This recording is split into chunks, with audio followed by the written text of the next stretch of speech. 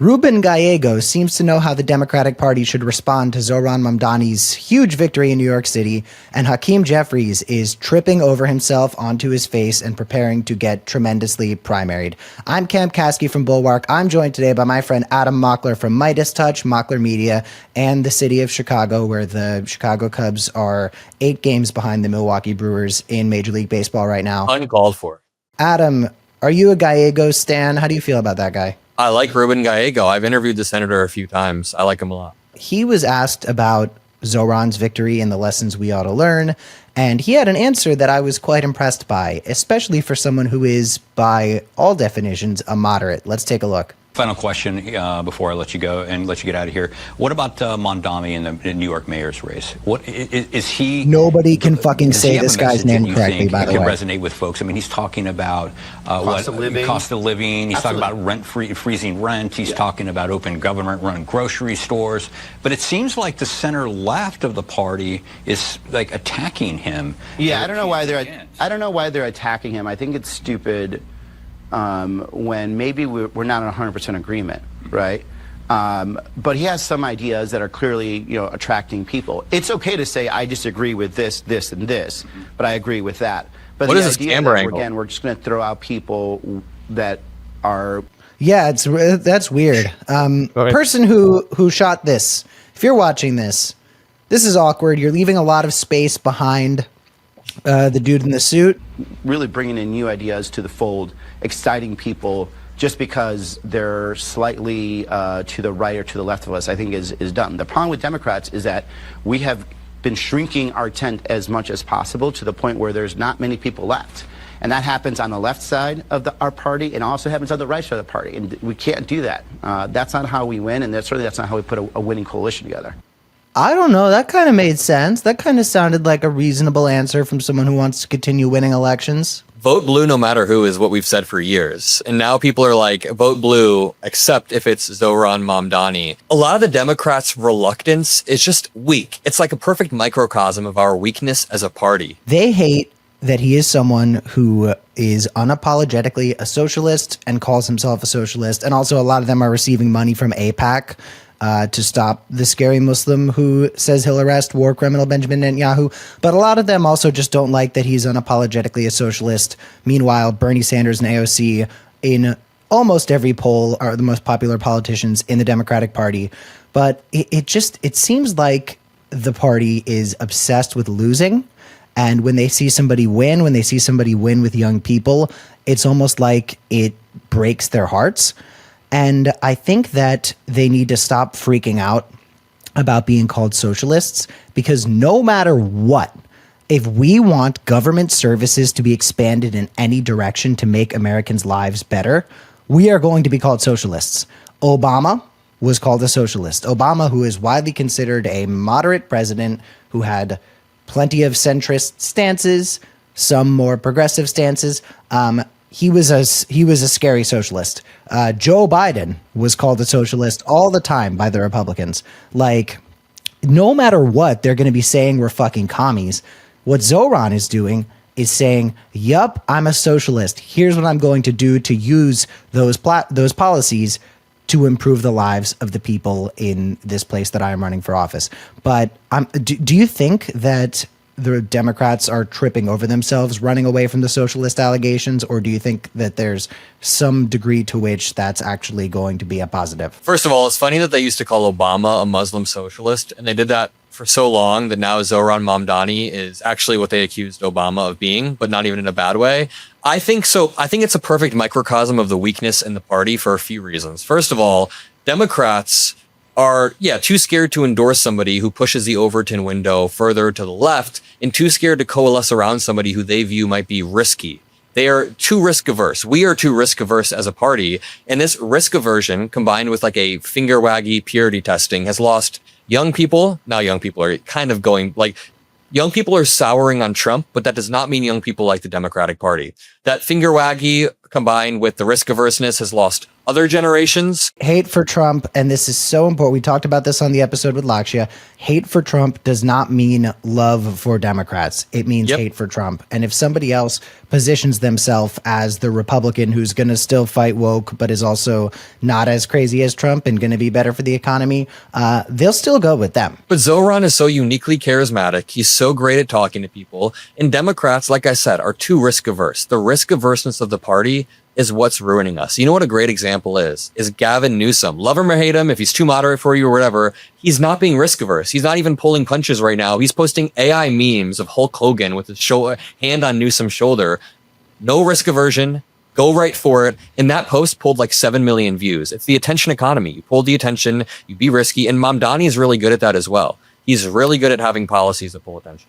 I have mixed feelings on the Newsom stuff. I think there's plenty he's doing right. I think that there's some stuff where he ought to maybe chill on the whole Gavin Newsom of it all, because Gavin Newsom could be a very, very good voice for the Democratic Party as long as he focuses on being a voice for the Democratic Party and not just being a voice for Gavin Newsom.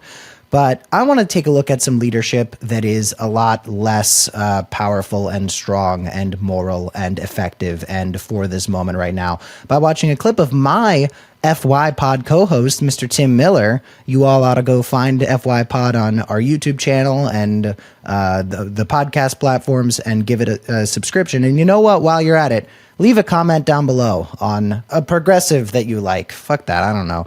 Here's Hakeem Jeffries trying to slime his way out of not endorsing Zohran. I guess I don't understand what the holdup is on endorsing Zohran Mamdani in the mayor's race. Could you explain that to me? Tim can't say it either, by the way. Come on, Tim. Come on. No, come on, everyone. Oh my fucking God. It's not a very, whatever. Yeah, so I didn't know Zohran at all.